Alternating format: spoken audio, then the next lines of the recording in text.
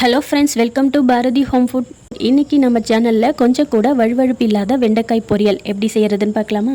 First இந்த recipe பண்ணுறதுக்கு வெண்டைக்காயை தண்ணியில் கழுவிட்டு ஒரு க்ளீனான துணியில் துடைச்சிக்கோங்க.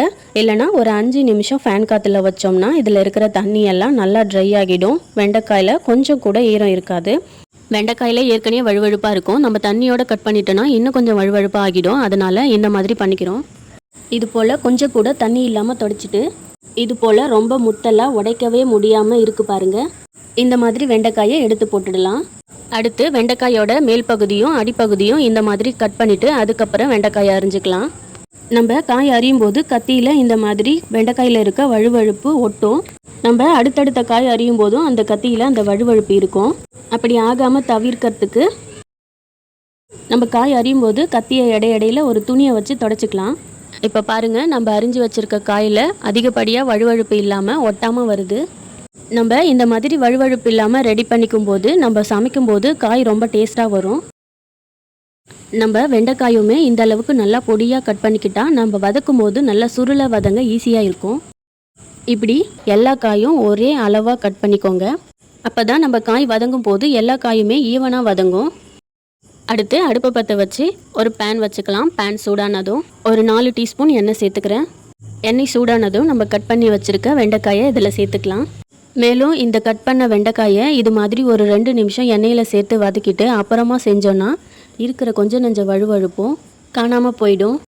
நம்ம முன்னாடியே இந்த மாதிரி வெண்டைக்காயை மட்டும் தனியாக ஃப்ரை பண்ணிவிட்டு அதுக்கப்புறமும் பொரியல் பண்ணிக்கலாம். இல்லைனா டைரெக்டாகவும் பண்ணிக்கலாம், நம்ம விருப்பம்தான்.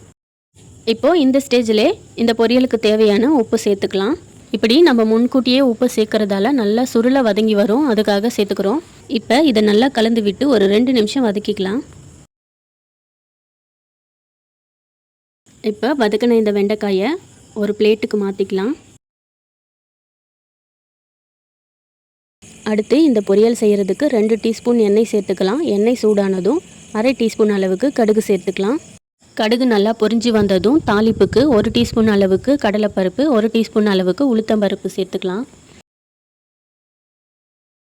இது வறுபட்டதும் கொஞ்சமாக கருவேப்பிலை சேர்த்துட்டு கருவேப்பிலை நல்லா பொரிஞ்சதும் ஒரு 5 to 6 பல் பூண்டை இப்படி பொடியாக நறுக்கி சேர்த்துட்டு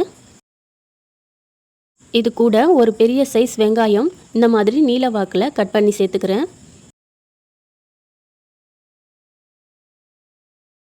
இப்போ வெங்காயம் கண்ணாடி பதம் வந்ததும் நம்ம ஏற்கனவே வதக்கி வச்சுருக்க வெண்டைக்காயை இதில் சேர்த்துட்டு இதை நல்லா ஒரு டைம் மிக்ஸ் பண்ணி கலந்து விட்டுட்டு ஒரு 2 நிமிஷத்துக்கு வேக வச்சுக்கோங்க. பேனில் நல்லா ஒட்டாமல் வர இந்த மாதிரி இடையில கலந்து விட்டுக்கிட்டே இருக்கணும்.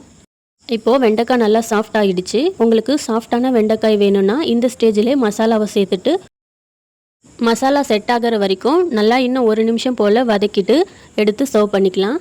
இதுவே கிறிஸ்பியாக வேணும்னா இன்னும் கொஞ்சம் வேக வச்சுக்கணும். இப்போ இது கூட ஒரு 1/2 டீஸ்பூன் அளவுக்கு மஞ்சள் தூள், 1 டீஸ்பூன் அளவுக்கு தனியாத்தூள், 1 டீஸ்பூன் அளவுக்கு குழம்பு மிளகாய் தூள் சேர்த்துட்டு இதை நல்லா மிக்ஸ் பண்ணிக்கோங்க. நீங்கள் விருப்பப்பட்டால் இதில் ஒரு 1/2 டீஸ்பூன் அளவுக்கு கரம் மசாலா சேர்த்துக்கலாம். கரம் மசாலா ஆப்ஷனல் தான். நல்லா நார்த் இந்தியன் ஸ்டைலில் உங்களுக்கு வெண்டைக்காய் பொரியல் வேணும்னா இதை சேர்த்துக்கலாம். இல்லை கரம் மசாலா ஸ்மெல் பிடிக்கலனா இதை ஸ்கிப் பண்ணிக்கலாம். நான் இன்றைக்கி கரம் மசாலா சேர்க்கலை. இப்போது இந்த மசாலா எல்லாத்தையும் நல்லா சேர்த்து கலந்து விட்டுட்டு இந்த மசாலா காய் கூட நல்லா ஒட்டி ஃப்ரை ஆகி வரதுக்காக கொஞ்சமாக தண்ணி சேர்த்துக்கிறேன். இடையில ஹை ஃப்ளேம் மீடியம் ஃப்ளேம்னு மாற்றி வச்சுட்டு இது போல் கலந்து விட்டுக்கிட்டே இருங்க.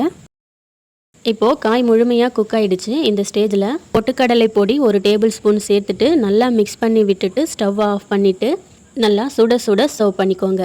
பொட்டுக்கடலை பொடி ஆப்ஷனல் தான், உங்களுக்கு தேவையில்லைன்னா ஸ்கிப் பண்ணிக்கலாம்.